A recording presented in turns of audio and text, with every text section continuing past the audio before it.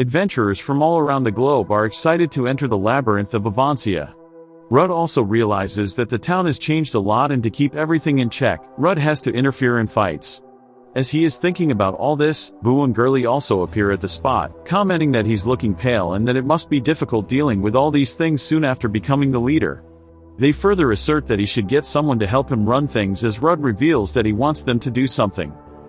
After this, Rudd gets back to the clan office where Nin wonders if there was another fight. He understands the reason behind all this, since monsters like Fieldosaurs attract a hefty amount of adventurers owing to their perks. She also affirms that they'll need to hire more people to run the clan, with Rudd agreeing to her as well. With Manisha already handling the paperwork, they cannot push her anymore, and Rudd also tried recruiting Lilia, but she refused, stating that she doesn't know how to teach anyone and that they should try forming an alliance with other clans. She further tells him that they should form an equal alliance in such circumstances, otherwise there won't be any point. She also realizes that big clans won't agree to forming an alliance unless they offer something beneficial in return, and at this point, they don't possess anything to offer. Nin also cannot think of anything to offer something right away, with Rudd commenting that all they can offer is combat strength. Hearing all this, Nin comments that Rudd is turning out to be an exceptional leader and that they might become a big clan sooner than she expected. Rudd, however, notices that Nin sounds a bit disappointed about this and questions her regarding this. Nin explains that if they become a big clan, they would have less alone time. With all of this going on, Rudd keeps staring at her thin legs and starts blushing. Nin then suggests that they can use her influence to hire people if things don't work, but Rudd bluntly rejects this proposal, asserting that he'll never use her like this. At that point, Marius appears out of nowhere, requesting Rudd to manage the labyrinth in his stead.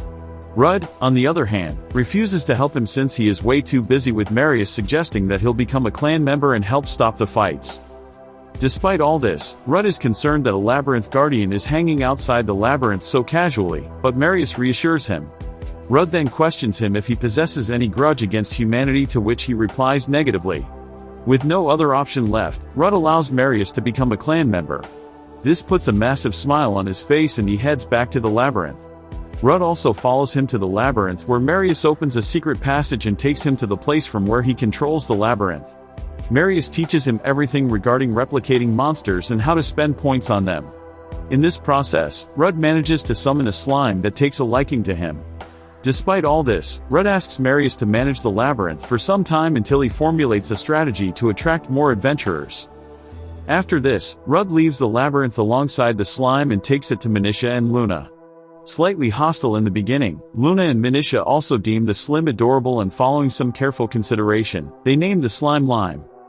In the meantime, Wu conveyed Rudd's proposal to his clan leader, but they bluntly rejected it, stating that they won't collaborate with such a measly clan.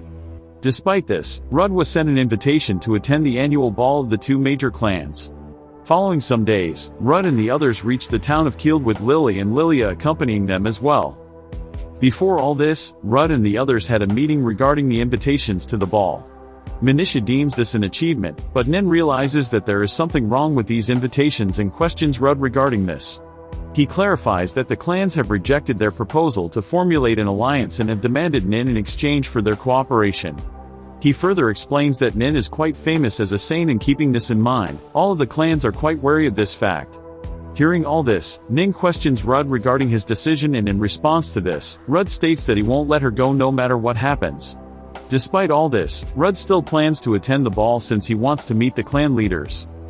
At that moment, Marius remembers that he saw another labyrinth with a sentient guardian like him, and it was most probably the Kield labyrinth. Rudd realizes that if they manage to acquire another magic stone, he might be able to cure Manisha's illness completely. Nin, on the other hand, comments that not even the two big clans have managed to cross floor 50 of the Kield labyrinth. Rudd, however, is quite confident in his clan's abilities and vows that he'll do everything to formulate an alliance and acquire the magic stone. In the present, Rudd and the others have reached the ball arena in formal dresses. Rudd literally can't take his eyes off Nin and even starts blushing. The other girls, including Luna, Lily, and Lilia, are also looking drop-dead gorgeous, and with this, they enter the ball. After some time, the prestigious guests of the ball also arrive, and most of them are shocked to see Nin there, contemplating the reason behind this. Some of them even comment that her clan would be joining the two big clans, which makes Rudd realize that there's a massive misunderstanding regarding the clan's leadership. In the meantime, Marius questions if he can eat the food there, to which Rudd replies positively. As they are savoring the food, the presenters of this ceremony, the vice leaders of the two major clans, appear at the stage. Rudd was expecting the leaders to greet the guests and gets shocked by this. At that moment, the presenters introduce Saint Nin to the guests and invite her to the stage. Realizing that they are attempting to shunt Rudd's presence there, Nin asks him to accompany her. Rudd immediately understands the assignment and grabs her hand. Upon reaching the stage, the presenter questions Nin regarding her interest in adventuring, commenting that they were not expecting her to become an adventurer. In response to this, Nin asserts that she's always been fascinated by adventuring and all of these are baseless. The presenter then questions the presence of Rudd there, who takes the initiative and introduces himself as the clan leader of Avancia. Hearing this, the presenter mocks Rudd for his past with the hero and his status as a tank, suggesting that tanks are quite useless. Wasting no further time, he offers Nin to join their clan, asserting that someone like her shouldn't be wasting her time in such a useless clan. Hearing all this, Rudd interferes in their conversation and refuses to let any of them have Nin. The presenter then questions the reason behind their presence there, as Rudd reveals that he wants to formulate an alliance. This shocks all of them and they start mocking him. The presenter once again questions Nin if she wants to stay with Rudd, to which she replies positively, further stating that Rudd is the strongest tank. With this, Rudd borrows the mic from the presenter and announces that he's here to raid the Labyrinth of Kiel, boasting that they will reach the 51st floor of the Labyrinth. Suddenly, the leader of the clan appears at the spot and appreciates Rudd for his bravery. He also scolds his underling for underestimating guys like Rudd and introduces himself as Gosh, the leader of Black Dragon Fang. As soon as they shake hands, Rudd realizes how incredibly strong Gosh actually is. Gosh then announces that if Rudd manages to reach the 51st floor, they'll be willing to formulate an alliance with him. With this, Ms. Loodle, the leader of the White Tiger Claw, also appears at the spot and puts forward a similar proposal.